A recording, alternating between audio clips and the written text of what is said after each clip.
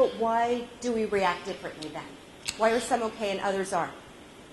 We perceive the outside world in a certain way. So we make movies every day about what happens in the outside world. We have our eyes, we have our ears, our bodies with which we can touch, we smell, and we taste.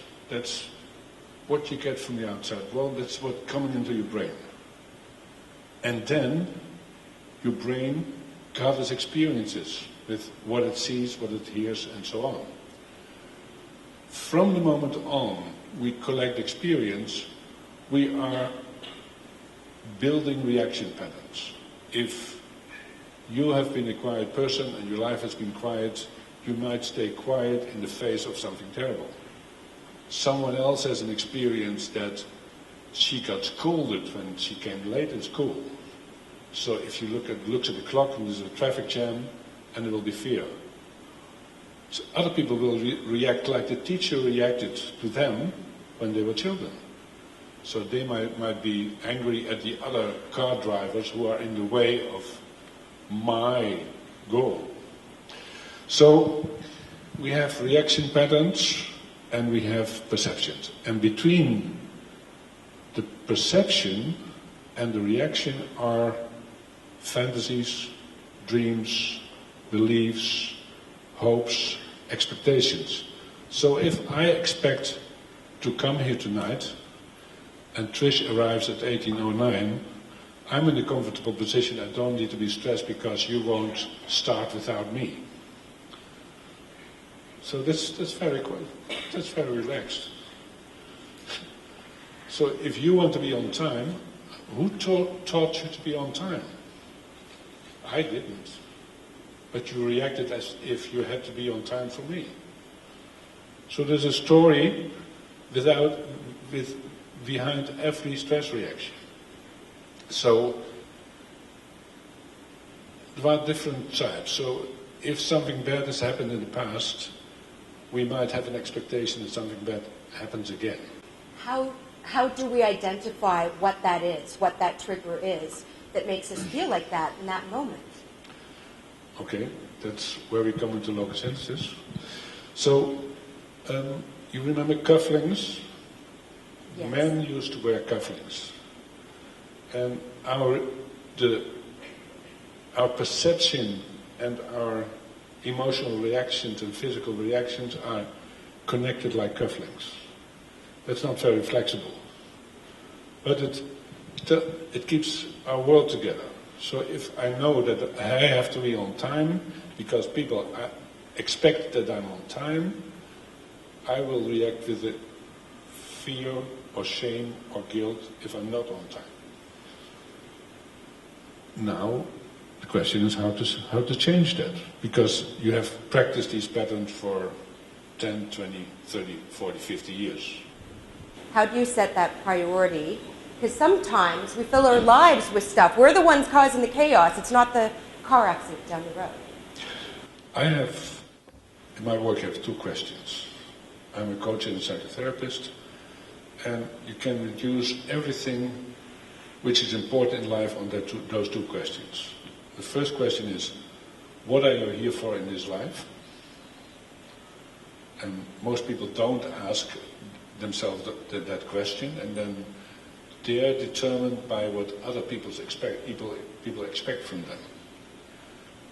And so I might take some time to find out what is it really important. What's the difference you're going to make in your life? For the world or for yourself? What are you here to learn for? And the second question is, what keeps you from living that? And if you answer those two questions, you have an easy way to decide, is this good for me or not? So, for me it's important enough to fly to Halifax and back to give a course for 4 days and to sit here tonight. I could have stayed at home, I'm retired. So something must be more important than sitting at home. And everybody has to answer this question for herself or for himself. Because once you have answered that question, it makes it easier.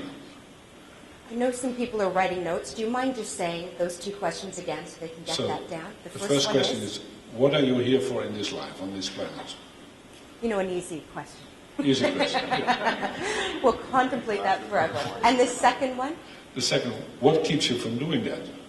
And in fact, in Logosynthesis we have two very simple rules about energy. And one thing is that energy is flowing or it's frozen. And energy belongs to you or it doesn't. So if you take in energy from other people, they will irritate you, they will confuse you, they will make you sad, and you will think, oh, it's my fault. I'm doing something wrong. Of course, it's in the period you grow up, other people will invest their energy in you, but at a certain moment you have to get rid of that energy. So you have to put your energy in the right place, which is within you or outside. You have to get your energy flowing, which is frozen. If you're stressed, your energy is frozen. You're not living your mission, you're not living what you're here for. Otherwise you remember a time which works very well. Everything is okay. What happens? Are you tired? No. Are you sad? No. Do you feel guilty? No. It just flows. And it's a nice state. And if you practice that, you get more and more of it. And at a certain moment you discover, oh, this is my life. My life has much more to offer than I always thought. So how to get there? By very many small steps. And it means you learn to identify what is bothering me, what is disturbing me, what's annoying me. And you learn it by practicing. And so there are two rules. Energy is in flow or it's frozen. Energy belongs to you or it doesn't. The third rule in logosynthesis is words can get energy moving. Or can it bring it to an abrupt halt then too, depending on what words you're using? Yes. Like if mom's yelling at the kids. Mom's yelling at the kids. Why is mom yelling at the kids? That's a good question. Oh, mom thinks the children are doing something wrong. Mom has a fantasy that children should do things right. The difference between the fantasy and reality is the cause of stress. So what can you do? You can say, okay, I retrieve all my energy, which is bound in the fantasy that my children don't bother me, take it back to the right place in myself. I give another sentence, I remove all energy which is not mine from my system and send it to where it belongs. I retrieve all my energy bound up in my reactions to this fantasy, and the fact that the fantasy is not true, I take it back to the right place in myself. When you are in that moment, though, it's very difficult to put the brakes on and go, this is what I'm feeling, or this is the moment I'm in. So what's the trick to going, wait a second? The trick is, usually if you're annoyed, and if you're changing being annoyed, the first thing that happens is that you discover you made a mistake afterwards. Who knows that? And then you can do this logosynthesis sentences, as I just said, for what happened, for the past. And then you will notice that the next time you realize, oh, this is not about my children, this is about my reaction to the children. Because children are children. They're loud, they're unpolished, they do all kind of new things. And That's already said about children 2,000 years ago. So children are still the same. But I, as a parent, have to learn that the children are children, I'm the parent, I have expectations which I want to be fulfilled without giving them the time to learn. Who makes that mistake? Oh. When we talk about expectations, I just wanted to kind of go back, because I mean, you're from Switzerland, so I mean, you've got a different lifestyle there. You guys typically have more longer vacations than we do and a different kind of outlook. And I just wonder, do you see the difference when you travel over here and when you're observing? I'm astonished that people can live like that. So I just published on my Facebook page today an article on an American woman who had lived in Switzerland for a few years and said, 2 weeks vacation, that's not enough when she came back. Switzerland, we have 5 weeks vacations. If you're not used to taking breaks, you might have to explore the belief that you shouldn't take breaks. Because that's a rule, that's an energy construct which is in your head. And in Logosynthesis, everything is energy. So that means, if you manage to translate your emotions, your thoughts, your perceptions in terms of energy, then you know, okay, a memory is an energy construct. It's something I made. A fantasy is an energy construct.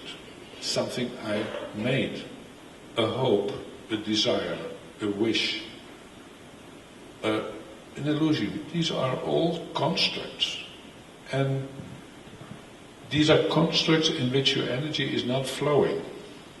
So what I'm doing is I retrieve my energy from that construct, I remove the energy which doesn't belong to me from that construct, and the construct is gone. And then I can think again.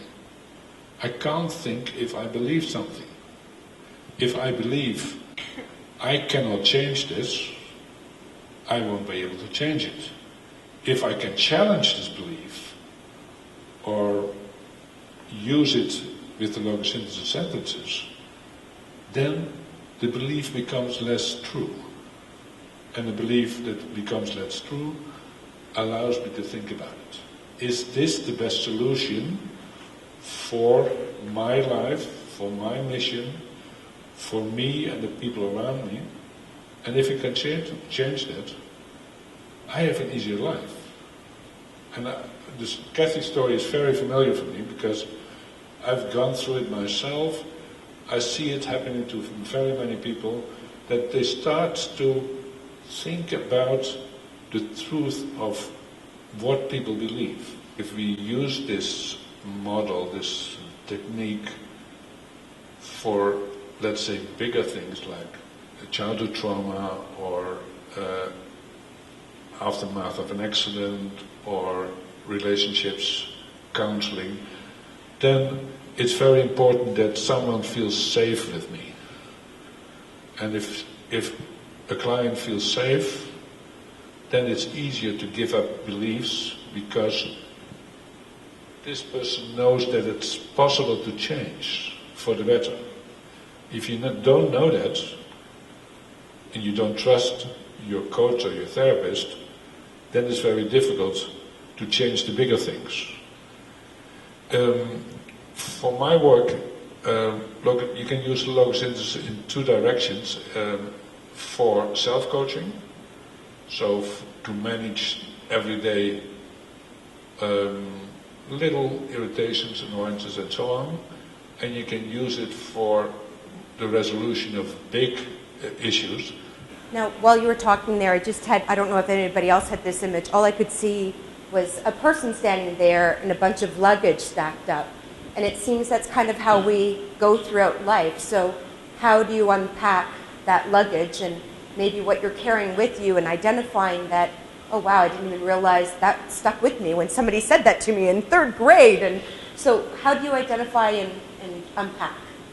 Okay, you want to do an experiment? I think we should. I'll hand you over to the crowd here to work the audience, okay? Okay.